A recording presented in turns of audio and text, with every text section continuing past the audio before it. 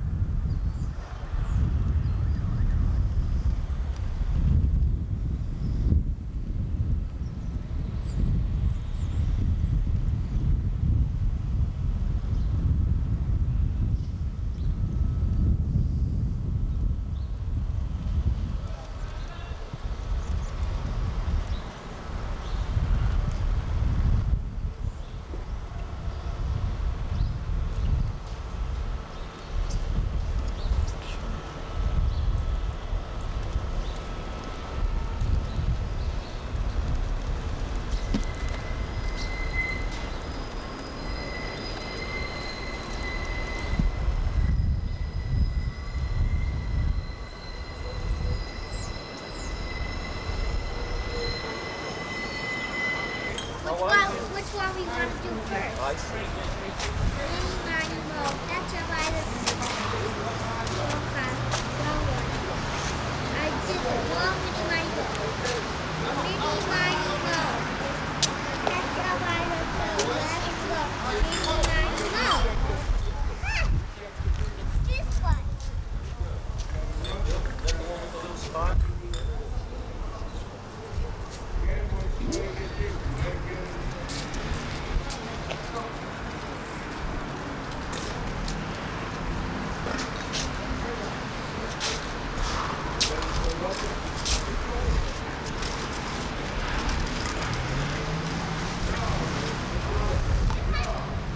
I hate to do this. What's that? Because I don't want to shoot the backs, but I can't. No, don't worry about that. My commentary, and as I go on with the talking, it's going to be very brief so far as the actual hitting is concerned. The rest will be the commentary and all the other things we want to talk about. Okay, fine. So anytime you're ready. Okay, I just want to show you the shot so you can see it. Well, it's got to be right on top. Let's see, the sidewall is that side. No, you got to get it closer, just slightly closer to this side. I want the... You can make the shot how okay. you want. You can use this... we don't need that. Try to bring it all the way back.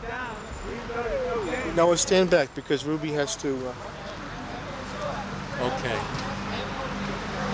So how close do I get now? I'll just gauge it by where you have... See, that's too low for here because I want to be at least this close. I can bring it up. Yeah, so why don't you bring it up and just focus on my face for a moment. Okay. And then when I go toward the court, you'll just make a minor adjustment. Okay. All right?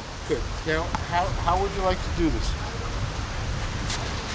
Well, I'm going to be right here when you say start, and then I'll again start with welcome to the wonderful world of handball. Remember last time that we went through certain moves, how to play the game, how to the correct hand position and all that? Well, today we're going to think about something else. How is handball actually played? Okay, namely, boom, boom. I'm not going to ask you to go through it. We'll just shoot it. Okay.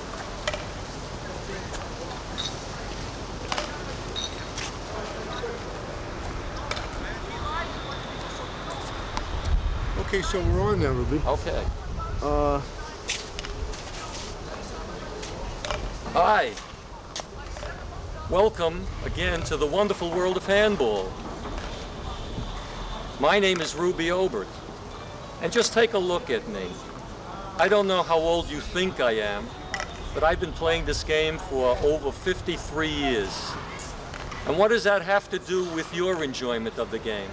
Well, what I'm going to show you today is, if you get fascinated with this game as I've been fascinated with the game, you'll have many, many decades of pleasure from this great and wonderful historic game.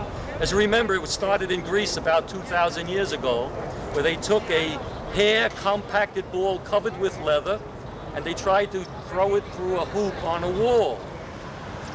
Then about the late 1880s, a fellow by the name of Phil Casey modernized the version, and he said, why don't we play it in a room? The question now comes to, you see me before a one-wall court. One wall, you have to hit the ball more or less directly, straight lines. But in four-wall, just picture this. There you are inside a room working with basically 6 surfaces. So they always ask me, which is the tougher game to play?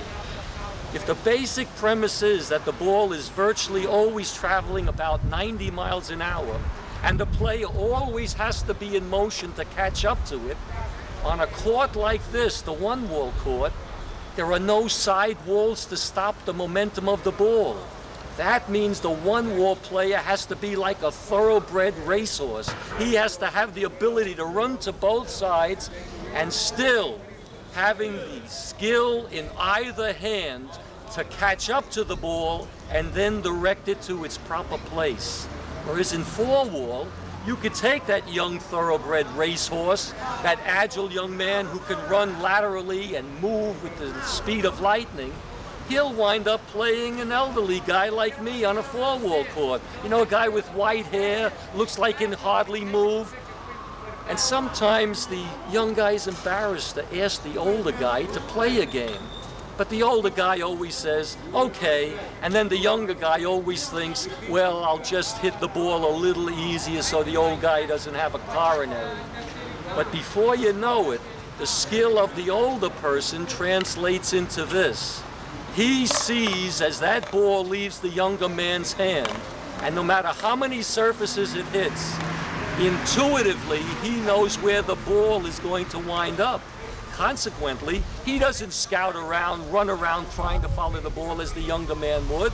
He just perceives the ball on its trajectory, and knowing some of the laws of physics about how a ball would react on a plane surface, he winds up at the appropriate spot to hit the ball by taking perhaps 1, 2, or 3 steps. Isn't that glorious? Isn't that beautiful? That's what we're talking about today. We may be on the one-wall court, but all these same skills come into play. This game is not a question of using power, of directing this ball as hard as you can and then seeing what the consequences are. That's for a lower level of play, say in the parks, say in the schoolyards. But once you get into national championships, then there's a whole new concept. The whole new concept is how to maintain your stamina, because if you keep running, ultimately you'll tire. So now we try and blend the physical and the mental, and it's those 2 procedures that ultimately will make the champion. What does this mean to you as someone who wants to learn the game? This means, as I tried to demonstrate last time, not to use a physical effort to meet the ball, because every time you meet that ball, you're using an amount of force equal to it. Your effort is to take the force in the ball and merely redirect it. And what does that redirection mean? It means how you use your hand and your wrist. As the ball is coming to this height, for instance, you just massage it back. You just massage it back, and you keep practicing this technique until it becomes second nature. That's the overhand. Other shots will be the sidearm. You do precisely the same thing by moving the ball this way. Now, let's put this into perspective. I want to tell you about this great game of handball. I want to tell you about that in 1919, the first four-wall championship was held, and it was won by Murder Ball Ranft. Talk about that name, Murder Ball Ranft. You know what his skill was? Just pounding that ball, blasting it virtually to smithereens until he annihilated his opponents. In the AAU, they were the ones, the Amateur Athletic Union, they were the ones who started an organized method of having national championships. So they organized the first four-wall tournament in 1919. They also organized the first one-wall tournament in 1924. The 1924 tournament was won by a more sedate type of guy. He wasn't a murder ball or a killer guy. He was a nice, splendid man from the old sod. He was called Jack Burns. Now, Jack Burns was the first AAU champion.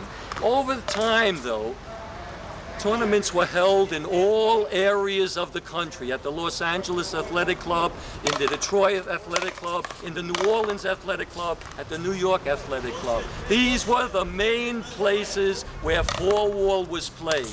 Where was one-wall played? When the one-wall tournament started, where was it played? It wasn't played all around the country. Of course not. All around the country didn't have the magnificent facilities that New York City built.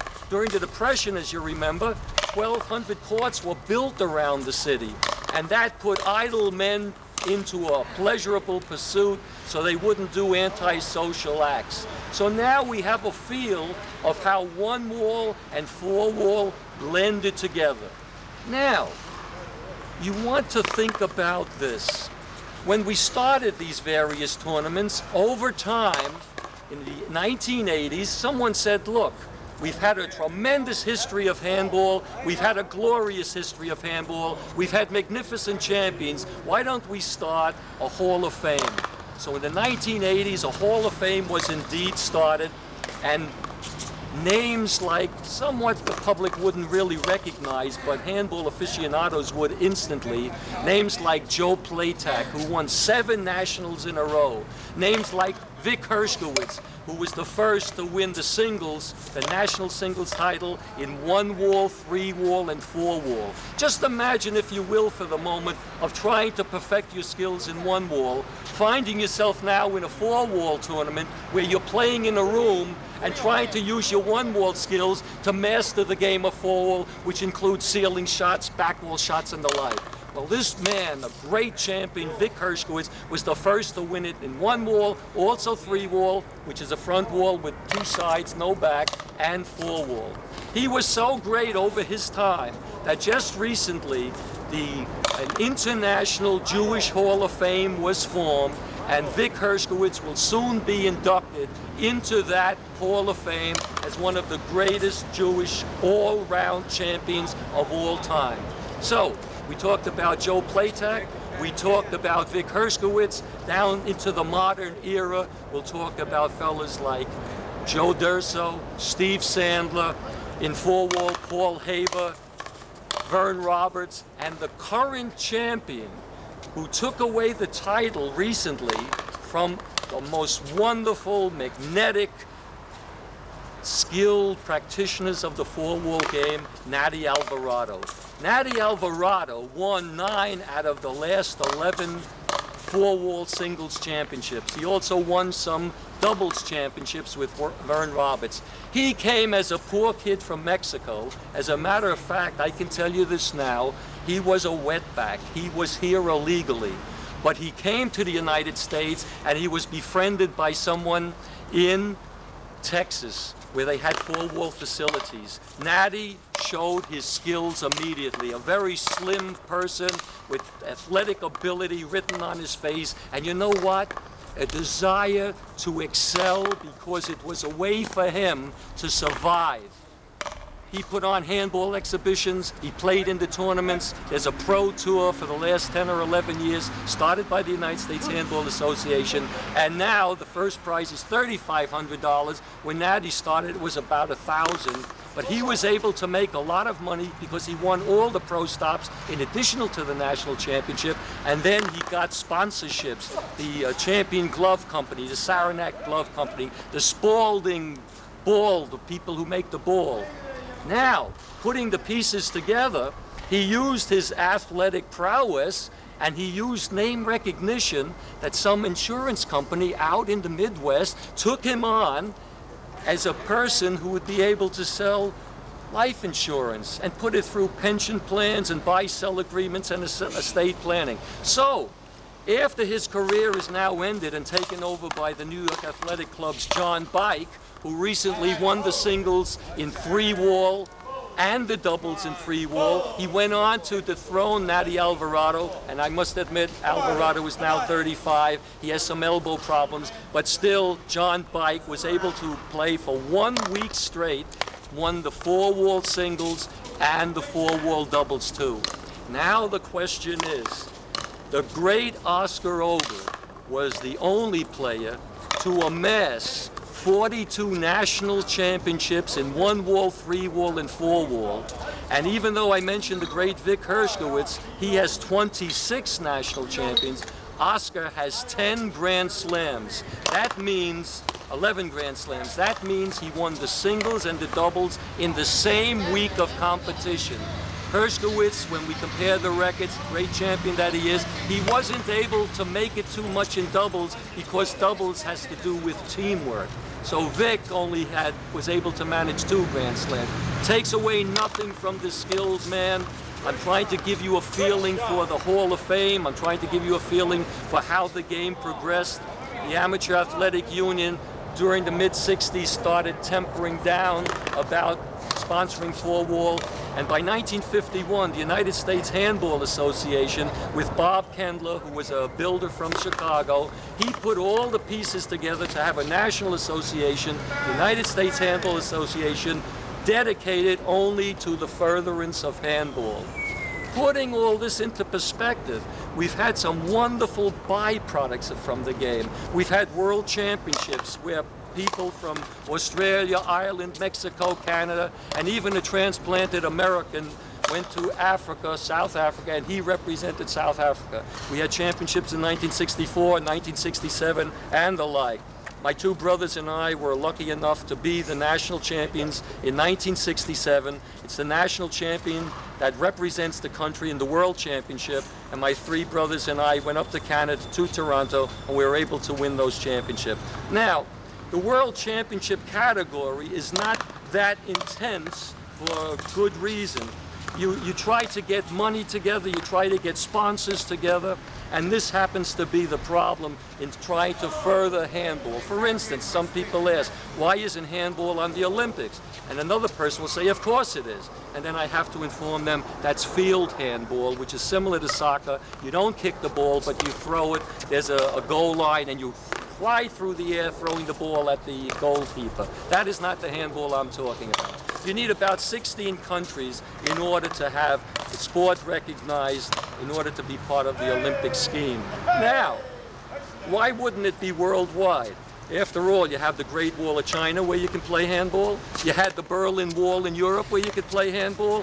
And I'm sorry to say, even in Jerusalem, that's why you have the Wailing Wall. The players came there and they were really bad. Now, the next step is, I'm just going to momentarily show you what we spoke about last time, so you'll get a feel about how this game is played, and then I'll tell you a little bit how you start the game, something about the rules, things like that. So you don't go away, I'll just sort of be fading in the background here. This will only take a few seconds. You start by throwing the ball like this. You throw it as many times as you can. After you master throwing the ball, remember now, you want to use the energy in the ball and redirect it. So this is how you redirect it. As you start all over until you get it right. Side on is this way. So you toss the ball like this, you hit the ball like this. Side on. Now keep in mind, footwork is very important. If you don't get your feet in the right place, then you won't be able to strike the ball properly. So you want to keep that very much in mind. On the serve, you want to control it with one hand, make sure it bounces to the correct height, and you use this technique to strike it to the wall. Then you have the various types of serves, to the right, to the left, and so on. Now, what does that mean so far as competition is concerned? It doesn't necessarily mean you hit the ball where your opponent isn't. If you play a very speedy opponent who's able to move laterally at great speed, in that case it may behoove you to hit the ball right at his feet. Then he won't know which hand to use in order to return it. You gotta keep that in mind. If you're playing against a power player, you might consider keeping the ball high, putting a spin on it, changing the speed of the ball so he can't take his favorite shot. These are some of the basics that you have to know in order to improve your game. But the most important thing is you can have all the grandiose ideas in your mind about how to play the game. You can read all the books and be the most astute theoretician about how to play the game, but one thing is most important. If you can't put that into practice on the court, if you can't be in shape in order to run for the ball, then all these ideas and theories, you're living in an ivory tower. The game is won and lost on the court, the same way the wars of England were won or lost on the fields of Eden. They were in shape. It goes back to the Greeks again, 2,000 years. They even coined a phrase, you know, mens sana in corpore sano, a sound mind in the sound body. So, one level of play is to develop power shots. Other levels of play is to develop skill in how to hit the ball. But if you only limit yourself to one of those aspects, you become a power hitter or a kill shot hitter, that is meaningless, because in tournaments you get a wide variety of styles. The true champion is able to incorporate each basic style and at the appropriate moment know when to use it. So there'll be times when you use a low serve, there'll be times when you use a high serve, and even in the same game, you may be losing to an opponent score-wise, but by midpoint, if he tires a little bit, that's when your game comes on stronger and ultimately you'll win. People say to me, you know, you happen to be a young-looking man. I'm not a young-looking man. See the white hair?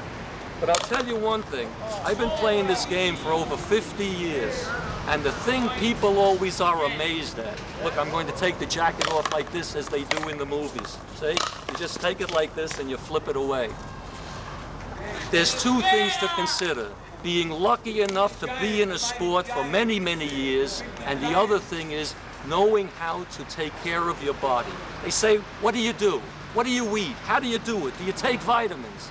I say, and I'm not putting a put down on the vitamin industry, I say this, I read in a book once that if you were to eat all the foods to get you all the vitamins, minerals, and trace elements to make you happy and make you healthy, you will find out that you'll be overweight. So what do I say? I say this, some people say, you know, push the food away from the table a little bit more. I don't think you have to do that.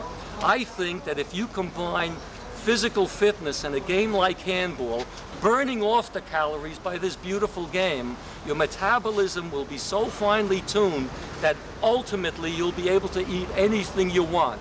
But I don't want you to think that you can drink coffee and smoke to your heart's content. Maybe when you're 70, you should start that, because then you won't have any problems, that being debilitating later on. But bear with me. Try and stay away from spices, salts, pepper, fried food. Stay away from the extra slice of bread with the butter on it. Try and stay away from those big loaves of bread, you know, and a glass of wine and stuff like that. Unless you're in shape, and I eat all those things except the spices and the coffee and the pepper and the stuff like that, and I can eat anything. But you stay with the 4 basic food groups, you know, green leafy vegetables and carbohydrates, maybe pasta. Maybe even sometimes I can do this. I'll go into a store and I'll buy a big cheesecake and I'll devour that cheesecake. Sometimes I'll go right down here to our neighbor, just a little beyond the aquarium. We have all these wonderful exhibits for the kids, the whale. Just recently a new baby whale was born. But if you go farther west, guess what you see? You see Nathan's. And Nathan's is beautiful. They have pizza and they have hot dogs and things. I don't want you to become such a person of such low self-restraint that you're going to go there. I'm saying that if you get yourself into shape, hopefully, I think I'm in shape because I can hit the ball and move the ball around. Then that reward, maybe once a week, maybe once every 2 weeks, you can have some pizza. You can have some mashed potatoes. You can have a nice wedge of roast beef. But otherwise, stick to fruits and juices. Stay away from the fats and the fried foods because it's very hard to digest anyway. Work out. Get oxygen. Don't stuff yourself in a room where you're breathing the same air. I'm an outdoor person. I've been at this for over 50 years, as I told you. I always love it outdoors. The beauty of this game is, if you come to love it as I do, it can be winter, spring, fall, or summer. We come out here in the winter time and we shovel the snow. And sometimes we even take off our jackets, just like the polar bears go swimming. We start and we're dressed like this and we play our beautiful game of handball. I'm not going to elongate this section without saying I want to thank again Matthew Paris for being patient to try to bring the message of handball to everyone. I want you to think about this. I want to put it in the form of a little song, you know? But before I give you that little song, I want to make a challenge. I want to challenge every professional athlete to come down here to West Fifth Street, and I will show them how the game of handball is to be played. And at 57, this is a challenge, all you folks. Come down here and see if you can beat me. And any proceeds will go to the New York City Public School Fund that I can continue to put on handball clinics for. I've already done it over the last 11 years for over 60 of the 90 public and private schools in this area. God willing, if I stay healthy, I hope to continue that. So the challenge is out there. It's up to you to come down and see what is this old guy all about. And now in ending, I'd like to just give you a little song. A little bit of a song. Goes something like this. Thanks for the memory, the handball games we played, the places that we stayed, the wonderful and fabulous friendships that we made. Thank you so much. Try to remember Joe Platek, relive Vic Hershkowitz, add in a Jimmy Jacobs, and you'll have those handball hits. And thank you, Alvarado, Sandler, and Durso too. Don't forget the Oberts, bringing those handball thrills to you. And thank you, New York City, for all these years of fun. That's why throughout the world, you and you and you and you, you're number one. Thank you, and I'll see you on our next segment. Oh, thanks. Did you like that?